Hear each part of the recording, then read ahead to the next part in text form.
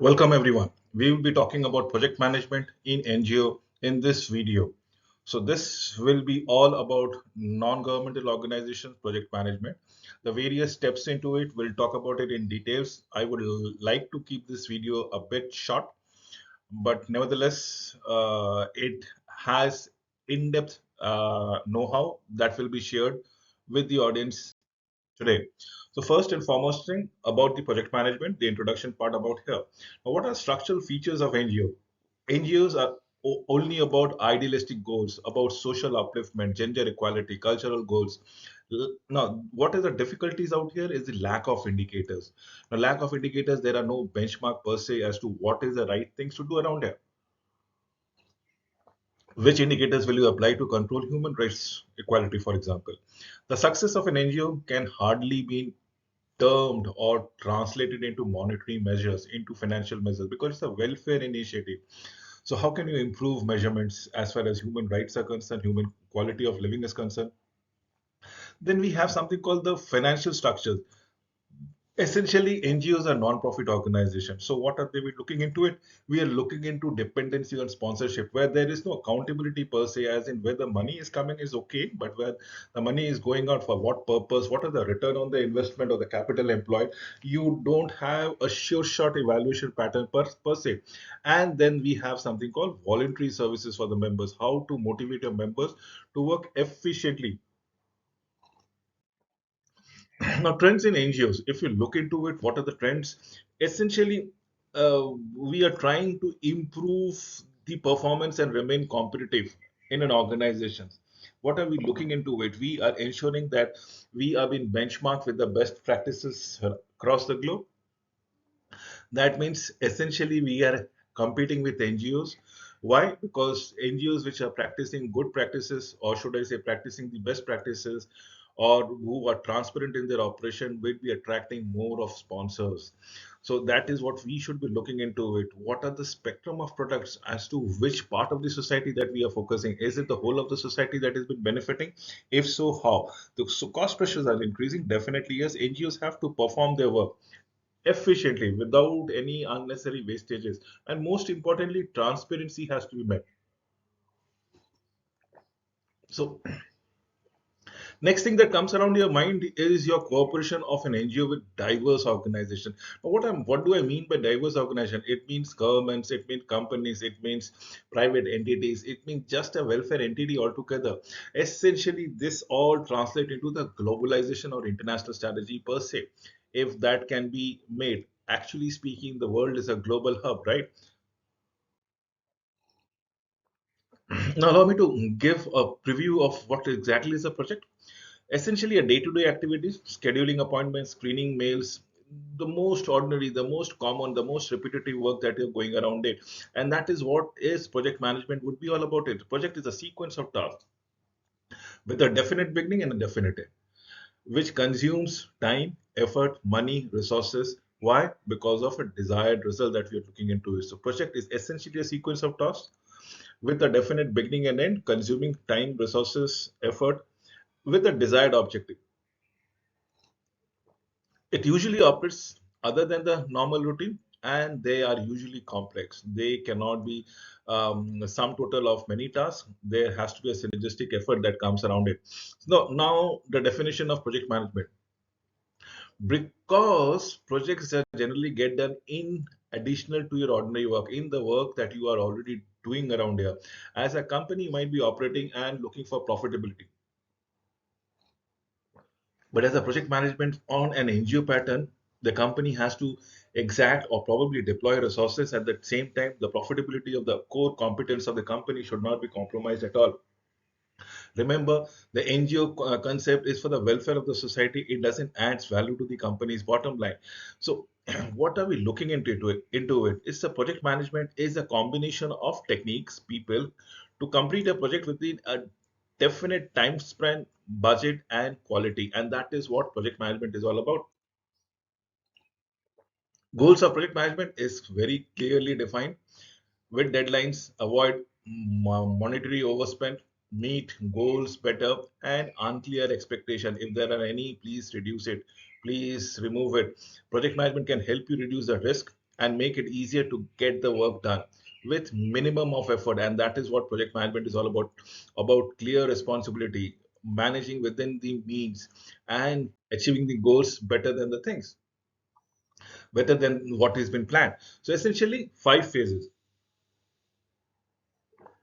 of project management. Right at the part is the initiation part, and then once you have initiated or found that you want to focus on certain things, let's say upliftment of girl child, or gender equality, or probably about the destitute, or let's say about medical exigencies in terms of COVID-19 or AIDS, anything that you want to eradicate, education that you want to incorporate, sanitation improvement needs to be done. So whatever project that is initiated, you need to plan and how you will go around it.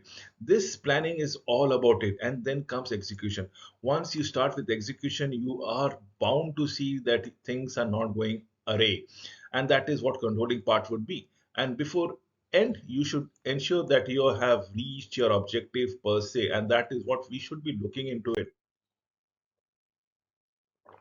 Clarifying and modifying an initial idea of project, analysis of a given situation. I've given you a lot many situations, right from AIDS to Corona to COVID to girl child to education to sanitation. Who are those concerned? What are the target areas? Who are financing the organization? Who is involved in the project? Can the project area be characterized? Are there many similarities of any projects? You need to answer this. This is what the transformational things would look like, will give you an approximately big picture of what exactly is happening, what are the stakeholders, and so on and so forth. Keywords in project applications are project title, legal holder of the project, as in who is owning the project, where the buck stops, clear project goals, project team, project managers, approximately the project cost, the financial plan, the target group, the continuity of the project. So basically, it's a lot many of an activities, a lot many of a stakeholders, a lot many of an objective, and a lot many dynamics of the situation comes in, and that is what we need to build in. And you will not be able to tell whether your project is actually been successful or in work in progress or has been completed. Now, these are the things that comes around it. Remember the situation, the environment, the project concept, the people involved into it. No matter what the intention and who's what the intentions of the people are around it, it becomes very difficult whether to term whether a project has been completed or has been successful or is still in the work in progress. So let us understand one by one each of those things. The setting of the goals must be exactly clear.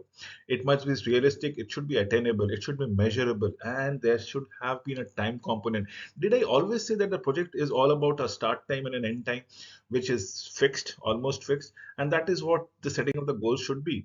Remember, initiation stage is all about cost, time, and quality, and this is what we are trying to keep a balance around it. We should not overshoot the time, neither can we overshoot the cost, neither there can be a compromise of the quality.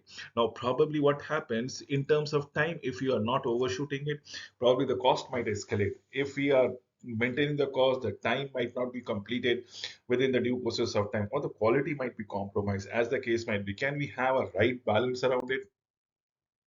Prerequisite of the project. Number one prerequisite is all about time, because until and unless there is a definite start time and a definite end time, you will not be able to understand whether the project has completed or not. As such, it is very difficult for a project management in NGO to term it as a completed, successful, or work in progress. So within a specific budget is something what we would be looking for it, and that is what needs to be done, the project within the desired qualities as such. Now you have a project with a definite goals and probably given the resources and budget, and that is where we started from the initiation space to the planning phase per se.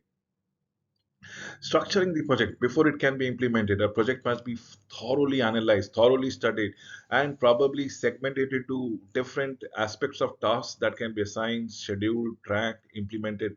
In the very steps, try to list out every necessary task of the project thereby. Now, that is what is required as on when on basis. Remember, this necessary tasks will determine whether you are on the right path or not. So how do I go into the activities, the tasks, the jobs that needs to be done is with the WBS or the work breakdown structure to organize the task of a project into related areas. It's a standard way of segmenting the organizational tasks for a project. Standard way. It usually has a tree diagram. Now this is what I was talking about, a tree diagram. The project will be first divided out into the sub parts. Look, this is a tree and then the sub parts that comes around here,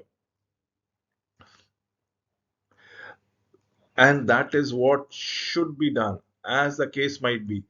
If we can manage the show, probably you are on the right path per se. Each of this project will then be further divided as I've shown you with the tree example. So work breakdown structures, we have project, we have this thing that needs to be broken down into sub project, the sub project into task, and so on and so forth. This is what we should be looking out here. So WBS reduces complexity, or should I say, it improves clarity. Work breakdown structures, it will make sense, absolutely make sense. It will allow short interval scheduling. It will determine the consumption of resources, the pattern of resource consumption, the resources that needs to be allocated in terms of effort, in terms of human resources, in terms of equipment, in terms of money. It it allows project management to communicate the work that needs to be done to other members without getting too much into details. So basically, everybody is aware of the end objectives. Every sub task, sub member, sub project, sub activities. People are aware of the job tasks that they are entail into it. The project manager does not have to go into the micromanaging mode. It ensures that all the work sequences have been identified and understood thereby, and that is what we should be looking into it. Isn't that the case? Allowing a close monitoring of the project, preventing problems, it allows to respond to the changes as on when on basis. So what can be the number of level that we can go around as for the complexity of the projects? Probably more, not more than 5 levels. The first level is the total project, the end objective that we are talking around it. This is the end objective.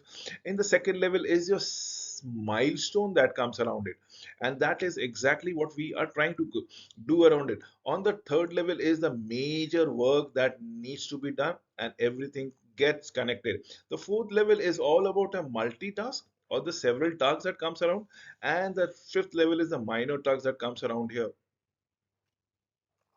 If you look into it, this is what project levels or project planning will tell it to you. If the minor task gets done the right fashion, the subtasks will automatically run in the right direction. If the right direction is mentioned with the subtasks, the major tasks will get completed on time, which will be actually giving you result in terms of milestone of the completion of the projects, and the total completion eventually will happen.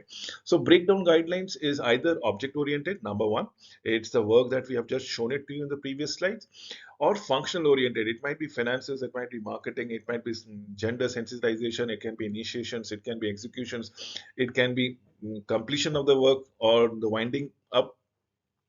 So it can be an object orientation, it can be a functional orientation, it can be an organizational structures, or simply stated, the physical location has been located out here. Project planning is object orientation, focuses on the project object. The object will be subdivided into pieces. Let's say we have a project of preparing for dinner. Now, what will we looking into it? First is the main course, dessert, and drinks. Sub part of a dessert, and I'm not going into the sub part of the main course or the drinks per se. It might be alcoholic, non-alcoholic, fuzzy, can be for the children. It can be soft drinks. It can be um, fruit juices. Now, similarly, for main courses, it can for the vegetarian, for the non-vegetarian, for calorie conscious, and so on and so forth. That can be gone around it. So we can have so many things. Similarly, for dessert, we have already told you now. So there was a project, and then there are subtasks to it. In terms of functional, we are talking about, let's say, preparation of the dinner. Now there is something called just preparing, and this is something needs to be done for functional orientation only. About the organization structures, look what is Peter doing, what is Jan doing, what is Nicole doing. Organizational structure, probably Nicole is looking after the desert and nothing else. Now that's the organizational structure where Jan is actually, sorry, Jan is actually looking after the desert and not Nicole. Jan is actually looking after the desert right from planning it, preparing, and serving it, ensuring that anything that goes wrong out there, Jan would be the person who is responsible out. Physical location. Now let's look into the kitchen, the market, the dining. Market is where you are procuring your things from. Kitchen is where you are actually preparing your things from. Dining is where you are actually consuming the dinner. Thereby, the first work breakdown structure can focus on geographical location. Look at kitchen part. What are the areas that comes around it? Sink, stove, table, etc., etc. Similarly, allow me to give it for a coding, wherein we are talking about planning stages as a program writers, as a software writers. What are the coding part? Can be 03, 003, 004, 005, under 004. There might be other things. So we are talking about facilitating, filing, editing, sorting, reporting, controlling, categorize, qualifies, and describe the item of what it is related to. Let us talk about project planning, breaking down the project into smaller packages, defining what is to be done, when it is to be done, and what sequence it has to be done, who will be doing each task. We are talking about the bar charts, the network diagram will help in planning and probably scheduling, where we can have the Gantt chart, for example, the network chart for the per CPM, who is going to do what, which all tasks needs to be completed, what are the critical paths that needs to be focused upon it, what is the lag time, what is the lead time. You can go for project planning in details as we have said it out here.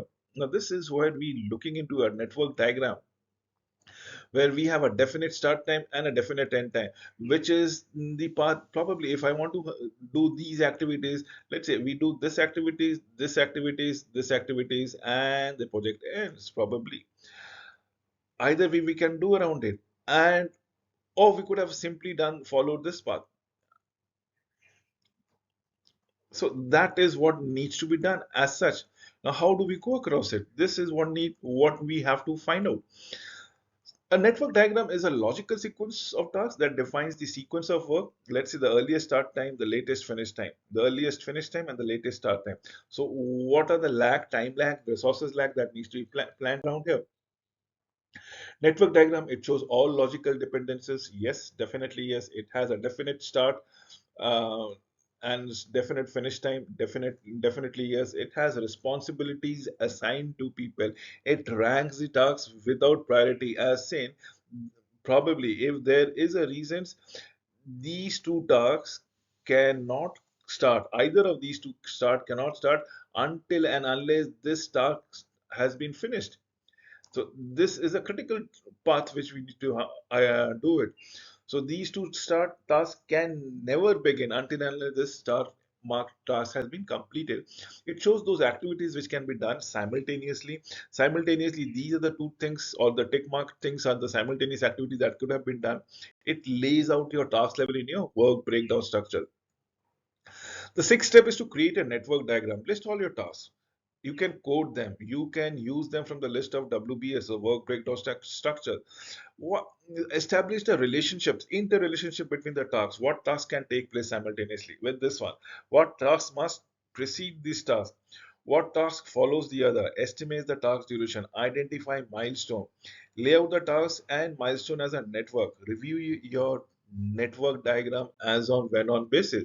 I have just given you a Gantt chart for you to understand as to what needs to be done and how it is usually be done as such. Look at it. We have the durations as in week one, month one, week two, month two, and so on and so forth. And probably, let's say the task one takes approximately 3 weeks, starts from week number one to week number three. Whereas task two starts on week number two and completes on week number two itself. Similarly for task 3. Now, this is easy to set, read, understand, but is suitable for only relatively small project or let's say very simple project. For complex project, this will be very difficult. So it's a bar chart project timeline that shows your interrelationship of tasks with time. Resource planning is to define the tasks, establish the network, schedule all necessary resources, be it money, or be it people, be it people, or be it people. Now, why did I say money, money, money, people, people, people? Because you can have all your people focus on one task, or all your money focused on one of the activities, or you could allocate. people, divide people or money into different tasks, and based upon the importance, you can reallocate them as and when on required. So that is what equipment information, as you can say when, what, and who you need. That is what needs to be done. For the resources, if you look into it, did I say tasks where I can put all my resources out in task one, task two, nothing in task two, or otherwise I could have done everything one in task one, one in task two, and so on and so forth. Let's say I could have done this way. I could have just done task one, then task two, and task three. Probably this is also one way fashion to go around it. Or otherwise, at certain point of time, I might denote everything and provide resources out in task two and nothing else. Why? Because task one is complete. Probably task the NH task has not begun, so there's no requirement of the point to be done around it. But that is what needs to be understood. This is what is a must. So, cost planning, what do we go around it? Estimate each task, collect all relevant budget numbers, overall estimates on the project cost, the first draft. If I say the first draft is what we are looking at, fine tune the figures. This might happen several times during the planning process, since new estimate might arrive or new tasks might be added to the project. Wrapping the budget on a project plan. An accurate estimate of the project cost is an essential part of a proper basis for management decision and control as on when on basis. Tips for estimating the project cost. Never hurry. I repeat, never hurry. Try to document each activities, each of your work, and try to figure out the cost associated with it. It is easier to alter your calculation if you write down your cost. Estimate should be done on a budget slightly higher than the originally calculated. A higher risk is given when exchange rates vary. Absolutely. Nominate one currency as a control currency. Add a certain percentage of budget for foreseeable expenses thereby. So what we are looking into it, we are looking for approval. Obviously, yes. Are the facts and the dates realistic? Is everything completed? Are you prepared to justify every work, every decision of yours? Now, this is what you need to be doing around here. The work that needs to be done out, the work breakdown structure, the network diagram, the schedule, the team, the budget, is everything in place? This is a question that you need to answer it for yourself, because then only project planning can be executed. Here comes the execution. We have completed the initiation part, we have done the planning part, now is the part of execution. Now what does the project execution is all about? It project execution is, it is a time to get the project started thereby.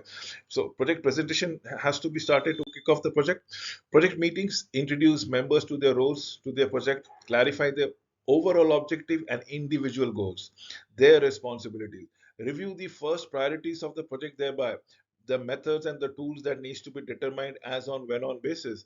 That is what is required.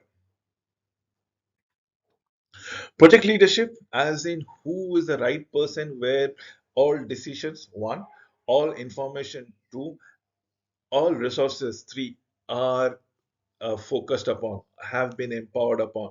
So he or she is the project leader because he can look, allocate resources, allocate money, allocate information, allocate everything, and has the overall command authority, take responsibility for guiding, controlling, and monitoring the project, as the case might be. He is responsible to complete the project on time and within the budget. You will also do a lot of administrative tasks, let's say delegate. You will be trusted with a reliable source of information on the project. You will be expected to be honest, competent, and inspirational. Your job is to motivate team. Make sure that everybody is moving in the same direction as you are in. Simplify monitoring and controlling over budget. Progress of your project helps to avoid the problem occurred in the following projects. Do the paperwork as quickly as possible. Document everything. Even a deferment of a work can impair the project, and probably the lag will creep in. That is the reason why project documentation is of vital importance. It will avoid problems. It will help you understand where the project is heading. It will ensure that you are on time within the budget levels. Project controlling is what we are looking for. Now, why are there divergences, why the delay that we keep on talking about it. First and foremost thing, there might be external disturbances which you might not be in control of, beyond your control. Second, it might not be a poor planning because you might not have taken factored in certain situations, certain exigencies, certain costs, certain escalations. Probably there is a supply disruption. The raw material cost is almost same, but there is a supply disruption per se. So there's a poor planning, or the transportation facilities has not been included. So what does this mean? This means there is a delay in your project start, probably the execution works. There's a false premise or estimation thereby, and this is what comes around here. People backtrack. Often the stakeholders might say you go solo because they cannot or they do not effuse enough confidence within you. So new finding and new knowledge will also be the reason why this thing backfires. But these are the reason why we are looking as a cost, time, quality, and control. These are the things that needs a proper controlling. What are they? Your timing factors, your cost factors, and your quality issues. You have to maintain a proper balance into these three things.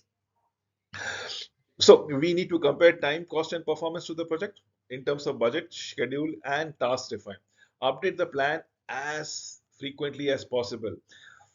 Communicate the changes to all team members, and that is what needs to be done. You need to write everything, give notices, absolutely ensure it for all the team members what needs to be done, what has happened, how it is happening. So update the plan. If there are any changes, update the plan. Compare your executions cost and your budgeted cost. Compare your execution schedule and your budgeted schedule. Try to find any gaps if there are any. And if there are any, try to address them. So communicate this change with your team members. Keep everyone abreast. Once we have completed the project planning initiations and execution work, we are trying to come with a project closing. Now, this is where you actually hand over the project, finalizing and transferring the responsibility, reassigning people, releasing resources, meeting with the clients, and financing organization. Documenting the result and feedback and evaluation is what we look into it before we actually go ahead and close the project. With this, I come to an end of this presentation. Thank you for watching this video till the end.